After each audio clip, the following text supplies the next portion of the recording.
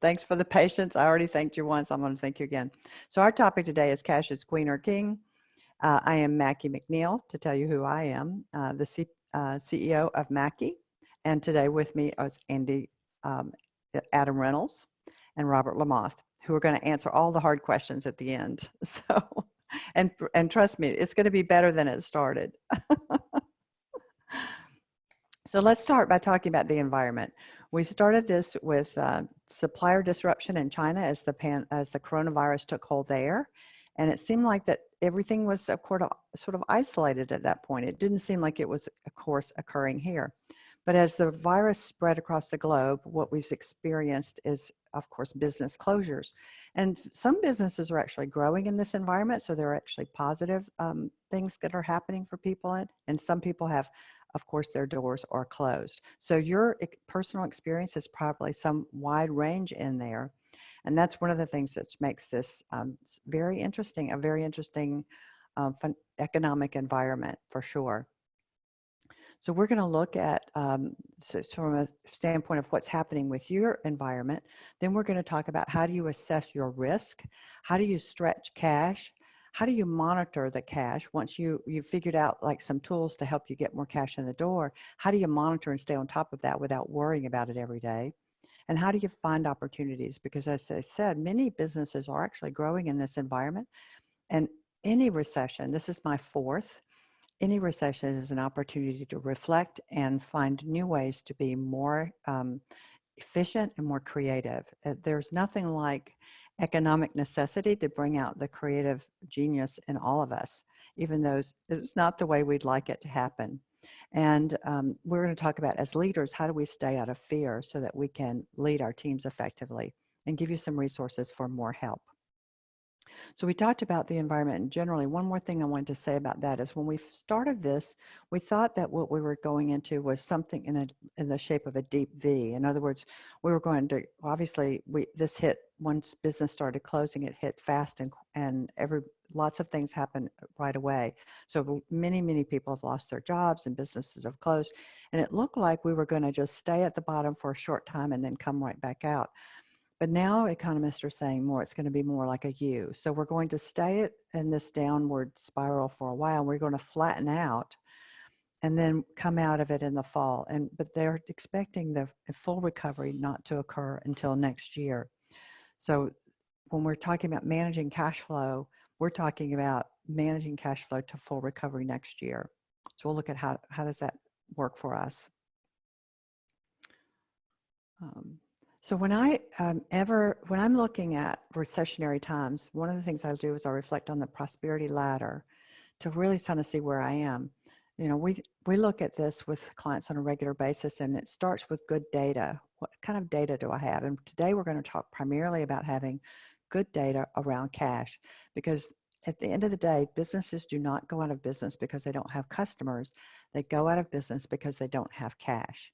And that's so the goal is to keep our cash flow going to survive so that we can be still in business to thrive on the other side when we come out of this recession, this U-shaped recession that we're expecting. And the first step on the prosperity ladder is cash flow. So when things are challenging, we go down the ladder. So you can think of you're really solidifying the base of where you are today. And that's what we're going to give you two tools and hopefully a lot of resources. My goal is for you to have some new idea or something that happens in this webinar today, that some information that you get that will really make a significant difference in your business. So we're going to start you're going to start looking at your own cash flow by assessing your risk. And the visual here is a stream. So you're going to look at your risk upstream and downstream. So your downstream risk is what's coming at you from a supplier standpoint. So is there anything that is limiting? Are your suppliers being hurt by the recession, this economic contraction recession, in a way that is a disruption to you? In other words, you have product that you can't get, or even if we're in the service business, so there's not a lot, but just simple technology things are hard to get. I ordered headsets for my entire team when this first happened, and some of them are just getting them today. So that's a very minor supplier risk, but what is happening in your environment that's of things that are coming to your business that's a supplier risk. How does that impact your cash flow? Then you're going to look at your revenue, your downstream risk, which is what's happening with your clients or customers. Are they in distress? Some businesses might not be in distress now, but if we're going to stay down for an extended period of time, say several, what looks like to be now 3 to 6 months, what are the potentials in terms of downstream risk? Are your clients and customers still going to be thriving 6 months from now, or are you going to be losing customer base because those people are going to go out of business? So really assessing for your clients or customers what is likely happening to them and how does that impact, of course, what's happening on the revenue side. And once you've kind of really thought about that, we're going to go into looking at it, how it affects your cash flow more deeply. So once you've looked at that, the next step would be, whoops, not that, too many slides. Just one slide.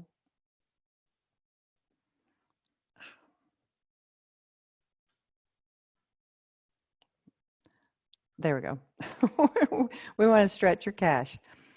Just like this field of flowers, you want to see cash as far as you can see it. So how are we going to do that? Many people think they're going to start by looking at how they're going to cut expenses. And we're going to talk about that and some smart ways to cut expenses. But first, I want you to start really with your balance sheet.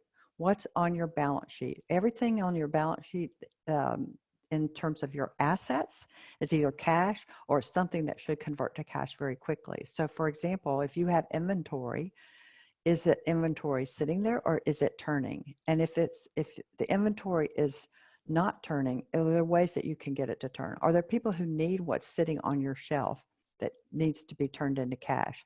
Any inventory sitting there idle is obviously locked up cash. That's cash that you cannot use to fund your operations. So looking at your inventory, are there things that you're never going to sell that you can dump?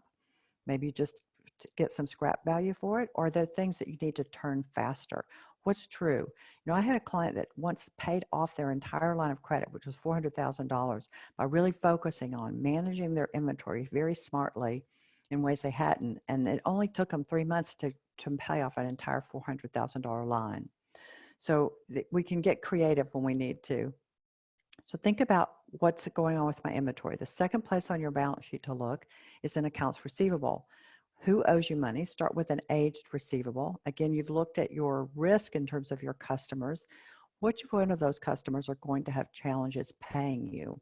Start talking to your customers early. And if you offer 30-day terms, certainly have a policy where on the 31st day, you're in touch with people to talk to them about whether they're paying you. If people can't pay you in full, ask for some sort of partial payment. Anything that you get in the door is going to reduce the risk that you won't get paid at all. The longer things stay in terms of your receivable, the more likely that you will not get paid. So be proactive and be talking to your customers who owe you money right away. Long term, think about, do you really even need to have receivables? Are people willing to pay you in advance for what you're doing, or are people willing to give you a deposit? Just because other people in your industry do business in a certain way does not mean that you have to everybody has to pay you on 30 days. So it's a good time to think strategically. How can I improve my cash flow, not only today, but moving forward? And look at your accounts receivable policies. Do you have policies and do you follow them? In other words, do you have this kind of person, someone in your office who's assigned to follow up with people the day that they're late, the first day that you're not paid on your terms, so that you are collecting your receivables on a regular basis. Make sure that your processes are good. When it comes to your balance sheet, the next place to look is in the liability section. Starts with your accounts payable. And of course, you're going to want to do the opposite of what you're doing. You're trying to get your receivables and inventory to turn to cash sooner, but with your payables, you're trying to push those out further. So who can you pay later? Basically, it's the same idea.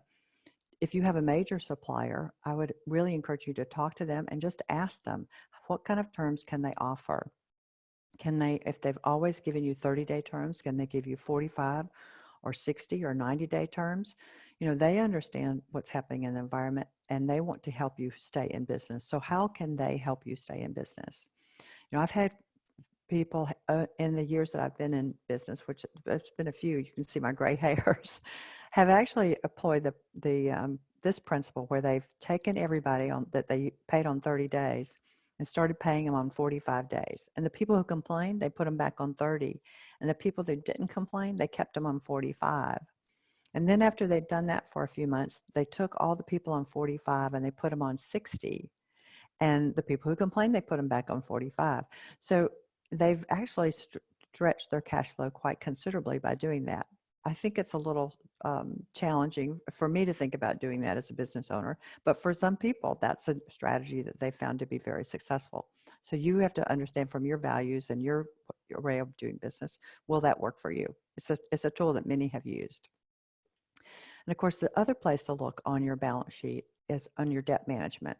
And we're going to talk about that as we talk about the government programs. But even before we get to that, you might think about if you're in a business that's still thriving, in other words, things are still going well for you, it may be an opportunity for you to refinance your debt. Interest rates are low.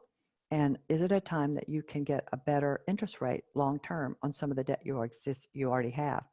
The other thing to talk to all of your bankers about, if you have multiple bankers or you're one key banker, if you have any kind of term debt, many banks are willing to offer 6 months no payments, 6 months interest only. Talk to your banker and find out how they're willing to help you in terms of stretching your cash.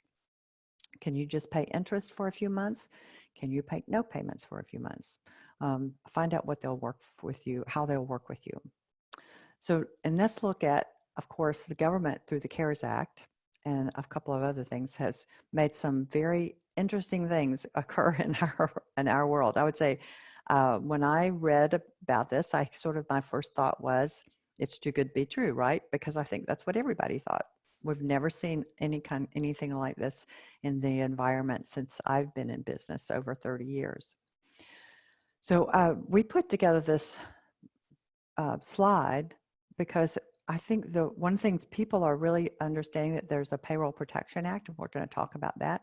But there are also four different ways that you can access some of the programs within the CARES Act.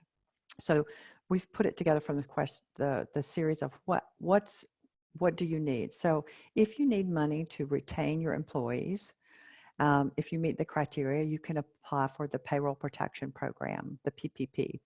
That's been open since Friday, and if you've read any news reports, you know that people are really hopping on that bandwagon. It's a loan, and it's an unusual loan in that there's no personal guarantee, and there's very little, what do I say, underwriting. It's basically you're sort of certifying that you need the money. But on the other hand, the other thing that's so unique about it is that there's forgiveness. If you do things correctly and you document your expenses properly that are allowed under those program, you can have that loan completely forgiven. Robert's going to talk more about that, and I'm sure y'all are going to have questions. We'll look forward to answering them. The other thing is if you need capital for something besides payroll, there's the economic injury loans that are also available directly through the SBA. The PPP loans are available through your bank. The economic injury loans are available through the SBA. And those come with an ability to get an upfront $10,000 grant. So if you need money right away, apply for the economic injury loan and then apply for the $10,000 grant to get cash in immediately. They're supposed to issue those checks in 3 days. I don't know of anybody that's gotten it yet, but that's where they're headed. So the other thing is, if you have an existing SBA loan, there is a provision in the CARES Act that allows you to get debt relief for up to 6 months, no payments, no interest. So if you have an existing SBA loan, you know that you do, and so be in touch with your banker and the SBA about that and get that debt relief. The fourth bucket is for companies that, for one reason or another, they don't want to apply for the Payroll Protection Program, or they really don't feel like they're going to make it through this recession. They're going to have layoffs after June 30th, and they have a payroll that usually involves a lot of smaller waged employees. Generally, if your payroll is on average is under $24,000 a year per person, you might want to consider the employee retention credit. That's a credit that it's a tax credit. It's not a loan. It's not a loan forgiveness. It's a tax credit that goes on your 941. Again, first time I've ever seen a tax credit show up on an employer's 941 report, but that's where it goes. So one or two of those buckets, and some of those buckets are mutually exclusive. If you're going to take the tax credit on the 941, you can't apply for the PPP loan. So that's where it gets a little sticky, and to understand what is the best program for you. To that end, we're going to talk about at the end of the program, we're offering 15-minute consultations to help you deep dive into what's happening with you and which program is right for you. And we'll give you information about how to access that. So we've talked a lot about how to stretch your cash and get more out of where you are today, and to make things last longer so that you can get through this deep part of the U, so we can be ready for the recovery when it comes. But let's talk about how do we kind of monitor where we're going as we go along. You know, there's two purposes for data, and one of the primary purposes is to monitor what needs to be monitoring, so we don't have to worry about it. So I call that starting with facts. Let's start with the right kind of facts that can really help you. And the first thing we're going to talk about is a 16-week cash flow. Now it's going to take this tool that there are two tools that we're going to give you for monitoring today. This 16-week cash flow and something called a cash headroom tool. The second tool is much, much easier to use, but not as proactive. The 16-week cash flow is when I had the picture up that had all the flowers, and you could see as far as you can see. That's what this tool is meant to do. It's meant to help you see where you are today and to look 4 months into the future. So you're going to start by looking at what your beginning cash, and then you're going to go through all the things you have to pay. Like, I have to pay my accounts payable, I have to pay my payroll, I have to pay my debt expenses, or maybe not. So the first thing you're going to do is just record what you're doing, what you were doing before this started, what you're doing now. And then you're going to start iterating around reducing your expenses and reducing your cash, looking at your balance sheet. So when it comes to reducing your expenses, let's think about how to do this in a smart way. So you're going to have a section on this cash flow that's about cost reductions. And when we're looking at cost reductions, you're going to be looking at your income statement. I'm going to suggest that the first thing you do is to convert your income statement to what they call a common size financial. So whether your revenue is $100,000 or $5 million, you're going to make your revenue $1. And you're going to do that by by saying, if I have $1 of revenue, and then you're going to look at all your expenses, how much of each item am I spending on, how much of each expense is taking up that $1? So let me give you an example, because it's much easier from an example. So if my revenue is $5 million and my marketing expense is $1 million, then my marketing expense is 20 cents if my revenue is $1. So you take everything, all the expenses on your income statement, and you convert them into their percentage of revenue. So that revenue is $1 and everything else is a portion. So 20 cents is going to marketing, and 30 cents is going to people, and 10 cents is going to overhead. And when you start looking at your expenses, of course, look at the largest one first. So if you have an expense, sometimes if in a service business, for example, that's usually people, maybe that's 50% of your revenue. Look at how you're going to save money there. That's where you're going to get the most savings. If you do it just ad hoc, we tend to look for the little numbers and we try to change things there, but that's not where you get the most savings. 5% of your largest item, so if you're spending 50% on one item, say people, if you can save 5% there, it might be more than cutting your lowest 10, 20 expenses. So start smart by looking at the biggest expenses and work your way down. As you do, make two lists. What are the things that I can cut today and aren't going to really damage me long term, and are going to help me get through this U? Maybe things that, we all in good times spend money that we think, well, I don't really have to spend that money. What fits that criteria for you? The second thing is, if things are already getting challenging, you might have already taken some action on the second list, which is, if I have to, these are the expenses I'm going to cut. So what are the if I have to do without it, in other words, for me to survive so I can thrive, what are the things that if I have to, I will cut? So make both of those lists as you go through your income statement, starting with the largest expenses first. What's the largest portion of every dollar that comes in spent on? You know, in marketing, if you're spending, for example, we go back to my example, 20 cents on marketing, is 10 cents of that on direct ads. And right now that's not working for you. You know, is there some way that you can adjust your advertising to the customers that are actually available? What can you do there to save some money? Maybe you can even negotiate a better rate because your suppliers are anxious to keep your business at this point. So there are a lot of the things that you can think about, but start with your largest expenses and go down the list. Um, so as you're working down through your cash flow, you put in what you were currently spending. Now you're putting in your cost reductions and how you're going to renegotiate your debt. And then you're going to actually at the end add in your available lines of credit. So hopefully you have an unused line of credit. And if you didn't have a line of credit before this event started, I'm going to encourage all of you to get a line of credit. If you have a line of credit and you don't use it, it probably is going to cost you something around $250 a year or less. That's pretty cheap insurance to have that money that's available to you that's already out there. So generally, lines of credit are renewed annually. So if you don't have one, consider putting that in your basket of things that will help you in the long term.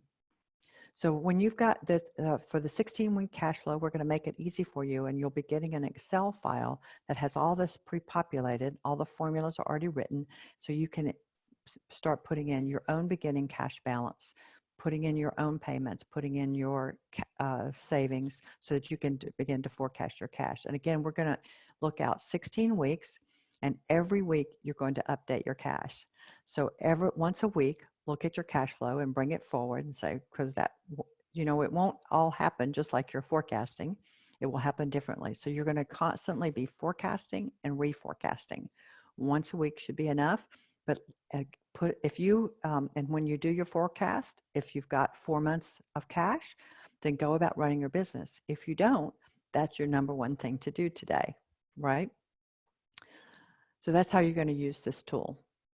The second tool I'm going to suggest that you use, I'm going to suggest you use it now and forever. The cash flow, the 16-week cash flow, probably when things recover, when we start coming out of the recovery, it might be a little tedious to keep using that tool. But the cash headroom tool is a way that you can monitor your cash headroom. You think of your headroom as like, how long before I hit my head? And we don't want to hit our head. We want to survive through this so we can thrive at the end. So it's a way of monitoring what's happening in my business so that I can see where I am very quickly and very efficiently. I use this tool myself, and I get this report every Monday morning based on close of business Friday. So you're going to pick out in your business, if cash flow is a big problem, you can use this tool daily. I tend to use it weekly. So at the end of business Friday, but you can actually do it at the close of business every day if that is better for you right now. But so let's say close of business Friday, you look and see what your headroom cash, what is cash headroom? It's the cash that you have today. It's the receivables that you expect to receive in the next 30 days, those customers that are going to pay you in the next 30 days. You subtract your payments that you're going to make, your accounts payable that you're going to pay in the next 30 days, and then you add in your available line of credit, and that gives you your headroom. In other words, that's money that I know I can count on right now. You'll see that there's 3 lines on this graph. The blue line is actually the headroom for this particular client that we've been monitoring. The red line is the warning, what we call the warning line. I usually put that at 45 days of cash. In other words, I don't want to see a client or myself to have less than 45 days of cash headroom available to them at all times. And so if you're bumping around, whenever you decide where your kind of warning is for you, if you're bumping about on the red line, again, you know that somewhere on your to-do list very shortly needs to be to figure out how to expand your cash headroom, how to get more cash in the door. The green line is where you'd really like to be. So the green line is where I'm really comfortable. Generally, that's 90 days or so. Some people are suggesting 4 months of cash. I think I might think about it a little differently. In the past, when I've always thought about this tool and how to say, what's my warning number and what's my target goal, I've never considered that people might have to shut their businesses down for 3 months. So this recession has certainly taught me a new way of thinking about that. So looking at your business, what is it what's your target?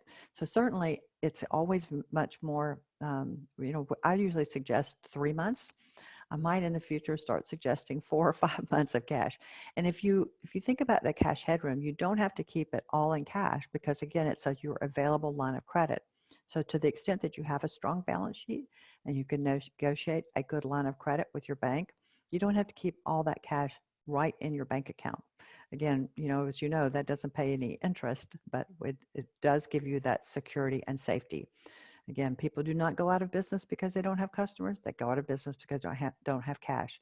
So use your cash headroom tool. Start using it now and use it forever. Every Monday morning, I look at my cash headroom. As long as I'm above the green line, I just go about my business. It takes me 5 seconds, literally. It's a little bit of effort. And again, this is a tool you'll be receiving with the webinar. It's fill in the blanks. All you have to do is insert your data and the graph will appear. Isn't that wonderful? So let's talk about, we talked about the environment. We've talked about cutting expenses, stretching cash, managing your cash. So let's talk about finding opportunities. As I said, this is my 4th recession. And the first one actually was in my early 30s. And I'm like, I didn't, I think when I look back on it, I had to let someone go. And it was the first time I'd actually had to let anybody go. So I don't know that I handled it all that well, but I learned a lot from it. And I've gone to learn something from everyone. And the most important thing is, how do you use this time to ideate, plan, and get better? Anytime there's economic contraction, generally there's it's a time to reassess. It's a time to reassess. I think that's what we're being called to do, is to reassess what we're doing and find ways to make ourselves more efficient and more productive. The other thing is, are you looking at are you a problem solver for your customers or are you a commodity? If anytime that you're a commodity, your likelihood of keeping a customer in hard times is less. So how can you take what you do and take the talents that you have and become more of a problem solver? If you're already a problem solver, how do you become even more valuable to the current businesses that you work with, clients or customers? Sometimes you can, as I said, that not everybody is actually hurting in this recession. So maybe that what you offer can do well in industries that are thriving right now. There are many industries that are growing. Find those industries that are still growing, and can you pivot and work with them? And the last thing is, if you have team, there's a lot of people out there who don't have jobs right now. And if you have people that that have been C players for you, this is an environment that you can pick up some A players. And using the PPP, the Payroll Protection Program, which I'm sure that we're going to have questions about, and Robert's going to talk about more, you could actually use that to help you hire those A players. So you can get them on your team and have them ready to be on working for you as you come out of this recession. The last thing I want to talk about before we take questions is staying out of your own fear. I would say on a given day, I'm sometimes very calm about what's happening. Other times I'm like freak out, but mostly I'm just staying grounded. The main, focusing on what I can control and doing what I need to do to keep myself out of fear, because no decision I've ever made in fear was really a good long-term decision. So for me, that means I'm doing yoga, I'm meditating, I'm taking walks in nature. What is that for you? It's different for each one of us. Sometimes it's time with family, and if you can't really be with your family, Zoom with your family or FaceTime with your family. What is it that you need to stay grounded and centered so you can stay out of fear and focus on what you can control, and don't focus on what you can't control? That's a recipe for peace in our lives any time of any season of any economic season. especially in these kinds of economic seasons. So that's all I had to prepared. We've got some resources that we want to share with you and some ways to follow up. But before we do that, let's hop over and talk with Robert and see what questions that we have that we need to address. Thanks, Mackie. So right on point, we had our first question had to do, it says, I'm hearing there are more changes to the PPP loan applications just released. My info is already at the bank. What should be my next step? So Julie, so the question is, there is a new, so if you would have applied for or pulled down the Paycheck Payment Protection application that was originally launched, there have been modifications to that. So you do need to be using the newest version. And the way you tell it's the newest version is in the lower left corner, it would have 4 of 20. So the other ones prior to that, if it has a 3 of 20, that's the previous one. So you want to make sure that you have that 420. So to answer that question, I would go pull down the most recent one, ensure that it's the 420, complete that again, sign that, and then reach out to your banker and just communicate to them that you wanted to provide them with the latest application, because there are 3 questions that are different in the March version versus the April version, and they're very critical to meeting all of the requirements of the SBA as it relates to the PPP application. So just ensure that you have one that has the 420 and you will be okay. So it'll have all those questions on it. So yeah, to Mackie's point, this is unprecedented, both the crisis and the response, right? So we are very encouraged. I know there's been so many iterations around the Paycheck Payment Protection and the Economic Injury Disaster Loan. I will tell you that those things are starting to iron themselves out. We are actually starting to get a process. So the banks have assumed their role. I will tell you they're inundated. So, on the first day of application, which in theory was Monday, you had lenders, Huntington specifically had 13,000 loan applications on a single day. So the channels aren't built for that. So, in essence, I think what you're seeing on the Paycheck Payment Protection part is there's sort of there's a front end system that you'll be putting information into. That's not your official application. So that's not the application that, that's not your submittal to the SBA. So just understand that there's a process, and you'll onboard some information. You'll supply some source documents, which should always sort of be rooted in information that you've provided to the IRS. For example, 940s, 944s. One thing that is very encouraging that's sort of just rolled out in the last few days, the payment providers, your payroll providers, have done a tremendous job of doing canned reports specifically around the PPP loan criteria. So I encourage everyone on the call to reach out to their payroll provider. If you're using a payroll provider, those reports are out there, and they are very, they're just going to save the banks a tremendous amount of time, because it's very summarized, and it gives every piece that they would need to verify your payroll environment as of 2019. Just to provide a little bit of clarity, the basis is 2019. So I know there's speculation out there that, it could be the rolling 12 months. Banks to date have been accepting, because it's it can be verified through all of your payroll data and your tax data, that the 19 data is the basis on which they're using. So again, reach out to your payroll providers and get that canned report. It's going to save the bank and you a tremendous amount of anguish in trying to figure out what the number is, right? Because everybody's trying to figure out what their payroll cost number is. That payroll cost number is simply the aggregate of your wage environment plus any healthcare premium and retirement contributions that the employer make. So those employer made. So if you use those as the basis of what your to derive what your loan amount is, that will be that is exactly consistent with the legislation and how the SBA has put out its guidance. Again, banks are inundated, so try your best to get those applications, or at least the front end part of those applications, in this week.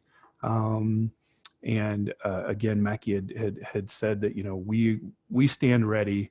Our role is to just help as many businesses that we can get the correct and accurate information. So again, we are ready and to provide some consultation in 15-minute sessions to do that. So that's kind of the PPP, right? It covers 8 weeks of payroll.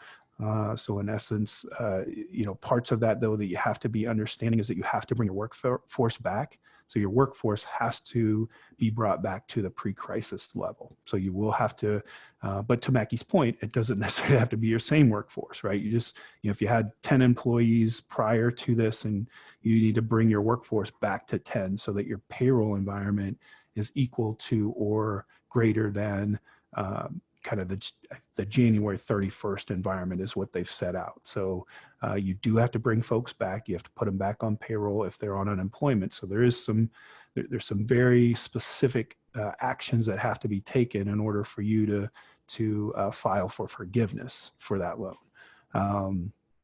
But again, to Maggie's point, you could bring back A players, you know, replacement staff, but just just understand that you do have to re-engage your workforce, and they do have to be back to that pre-crisis level. Yeah. Thanks, Robert. There's a note on the scroll in front of you too, is if you have specific questions that apply to your business, reach out to Robert at Robert@Mackey Advisors. Call him at 859-331-7755, extension 107. He'll send you a Calendly link, and you can schedule 15 minutes to go through your specific questions and your needs with him, and he'll give you as much advice as he can muster. And he's, as you can see from what he shared, he understands what's happening here. So what other questions do we have, Robert?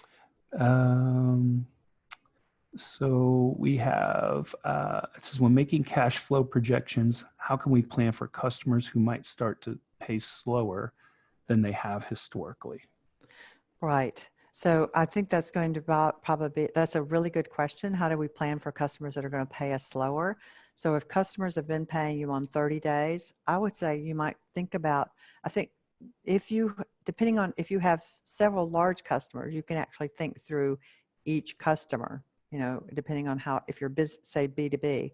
If you have a tremendous number of customers, it might make it more difficult. But so kind of think through what's happening to this customer base and what do you think might happen? And then I would do some stress testing. Use the 16-week cash flow and say, well, what if everybody paid me on 60 days instead of 30 days? What would that look like? Will I run out of cash? In other words, the last number on your cash flow is ending cash. Is it going to be negative?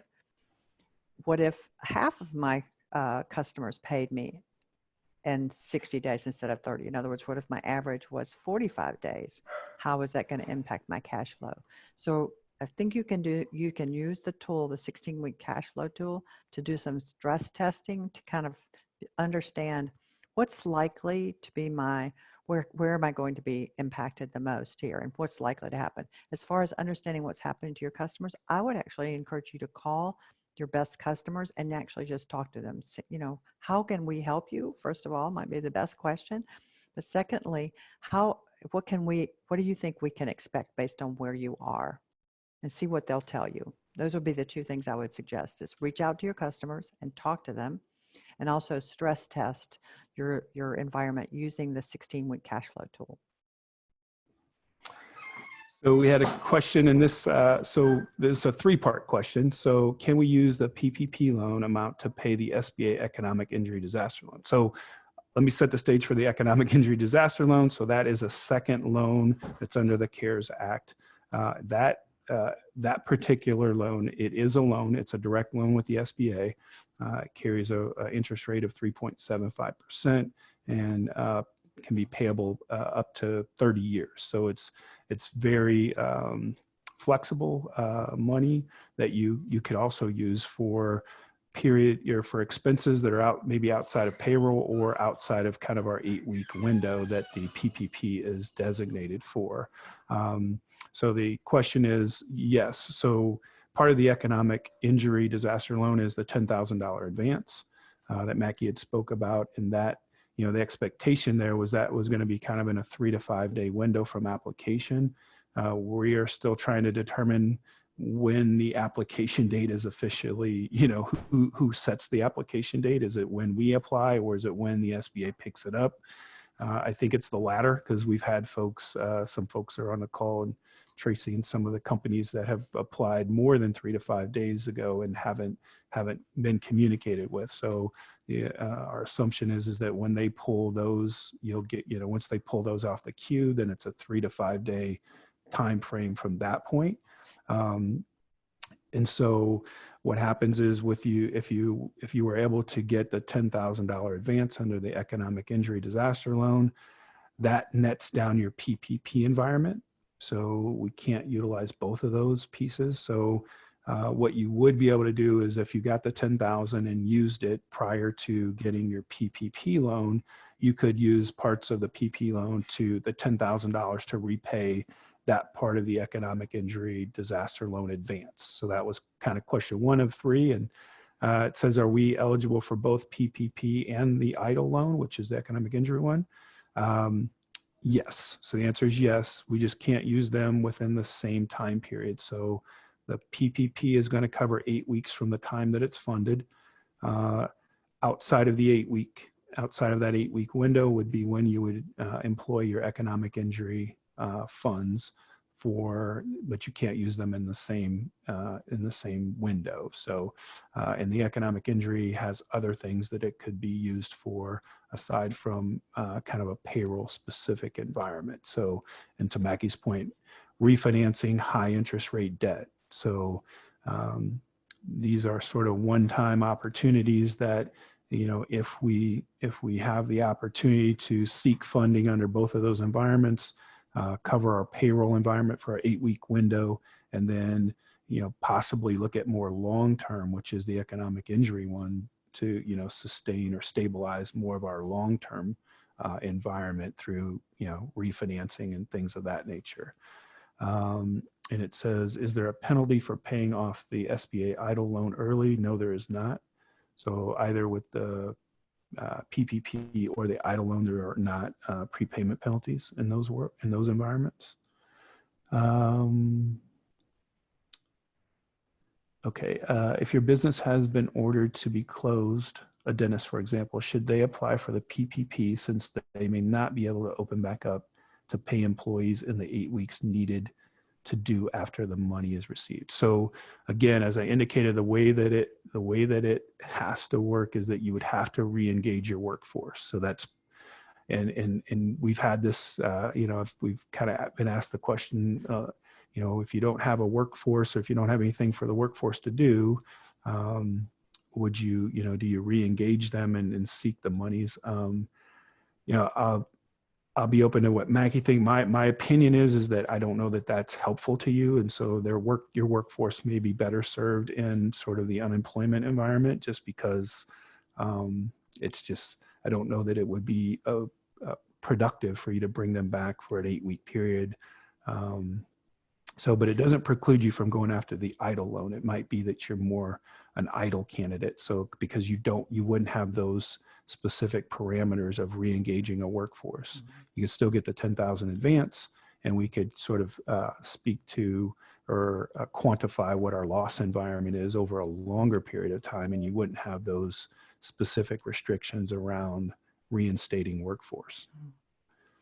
I think the answer about the workforce too, to think would be very much about what's happening in your business. In other words, if you're in an environment, say for example, and that where technology is coming at you very quickly, and you could use 8 weeks with your team to really prepare for your future, it might be worthwhile. But I think if your doors are shut, as Robert's saying, it's going to be hard to justify bringing those people back. But in theory, what would happen is you would bring people back so that, and you would do some retraining, and we would do some grow, help your team grow, learn, expand their capacity during this 8 weeks, so that when you opened, you'd be a better, more effective business when you did open. So, you have to use this payroll, you have to use the PPP loan by June 30th. Isn't that right, Robert? Correct. Yes. So Right, the application window is the application window is June 30th. So yeah. right. So if you aren't sure, but you do have, maybe you don't have 8 weeks, do you have 4 weeks that you could use really to reinvent your business? Maybe you want to apply and you would only have, use a portion of it. Is that something that someone could do, Robert? Yeah. So you can wait till the end of the, sort of, there's two things you can wait and sort of apply closer to the end of that window, the application window. Now the concern is does the funding last that long? Does the funding hold up? Right. If you're at the back end of that window, would you be able to actually, secure those funds? But absolutely you could. But again, I think the idle loan environment might be Right. one that would benefit you in that case. Right. Especially with the expanded unemployment benefits that are available for your employees. So lots to think about. And it's not a clear answer because it kind of depends very much on what's your strategy moving forward. Yeah. So maybe spend some time with your key team and talk about what's your strategy moving forward. And then from there, decide whether this makes any sense for you. Mhm. We had one more question. One of the participants had applied for the economic injury on 3/24 and they haven't heard. Yeah, so that's kind of consistent. I think when they pick up the application might be when that clock starts ticking, those 3 to 5 days. And then worked with my bank last Saturday and had to update on Monday. How long should the PPP be? Good question. I mean, banks are just, it's sort of unprecedented volume for them. And, most of their workforce is kind of remote at this point. So I would give it a week to actually try to secure the SBA guarantee. And then from that point forward, they're going to have to then figure out the funding mechanism for how the PPP loans are going to work. I know the EIDL loan, when you do the economic injury loan, you input some of your bank information so that the advances will come to, there's sort of be a ACH to your designated bank account. Now with the banks, primarily they're only dealing with their customers at this point. And I think that's out of an ability to be able to fund the loans directly into an established account. Otherwise, they would have to figure out how to draft checks and things of that nature. So my best guess is that the PPP loans, the first fundings of those wouldn't be until the third week of April. So unfortunately. Yeah. So that's a really good question. And to clarify that distinction, the EIDL loans come directly from the SBA. So the application goes to the SBA. The PPP loans you apply through your bank. And as Robert said, the banks have been inundated. He's staying really in tune with what's happening locally with the banks. So if you have some specific questions on that, Robert might be able to give you some insights into what's happening with your bank. But some of them I know are working morning. They have a morning shift and they have an evening shift. So they're working 24 hours trying to get through. One thing that we just, some information that kind of just came out this week is some of the, I guess, FinTech type companies. So I know, for example, QuickBooks Online through their Intuit, they're owned through Intuit.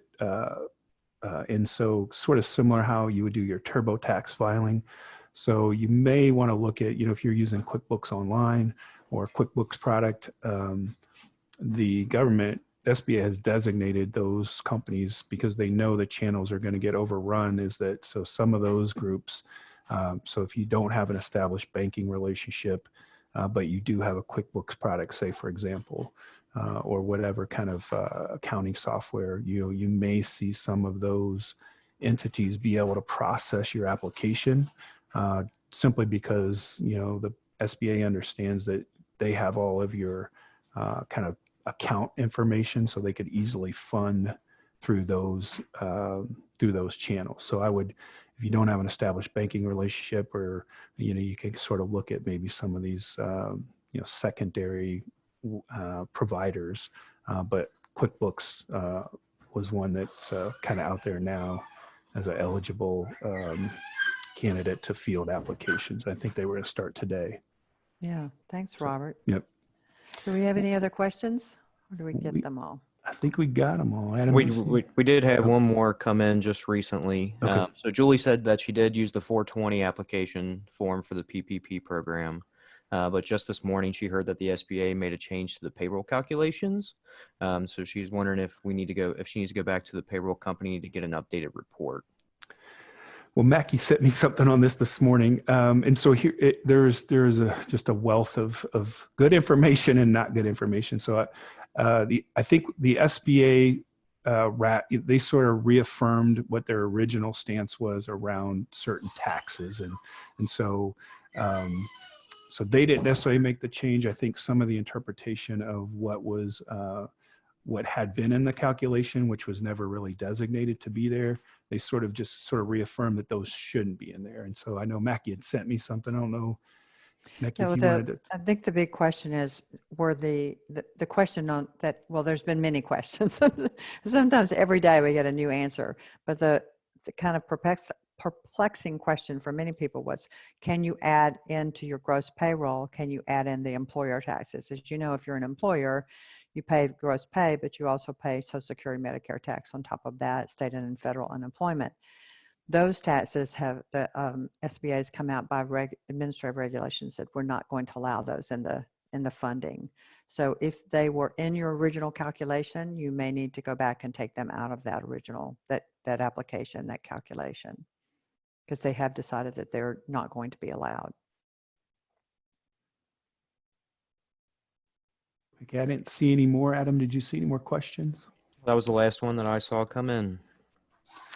Well, thank you for being here. You will be getting the cash headroom tool that we talked about, the cash forecasting tool that we talked about. We are posting off sometimes every day to our blog, as are many people trying to get information out there. Of course, our main concern is getting information out to the small business community in ways that can be helpful. So to that end, we've developed some graphics and some resources that might be a little easier to read than some of the regulations out there. If you've got time this afternoon, I'd encourage you to sign up for our 4 Ways to Grow Your Business workshop. You can still get in. It's at 1 o'clock, and Adam and Sarah Grace do that. And it's really a fantastic opportunity for you to spend some time understanding how you might grow your business in this environment. We will do this webinar again next week at noon on April 15th. What would have been tax filing day, but will not be tax filing day for most of us. And so I would encourage you to share this with your friends if it's been helpful to you, or if you want to hear it again, please join us next week.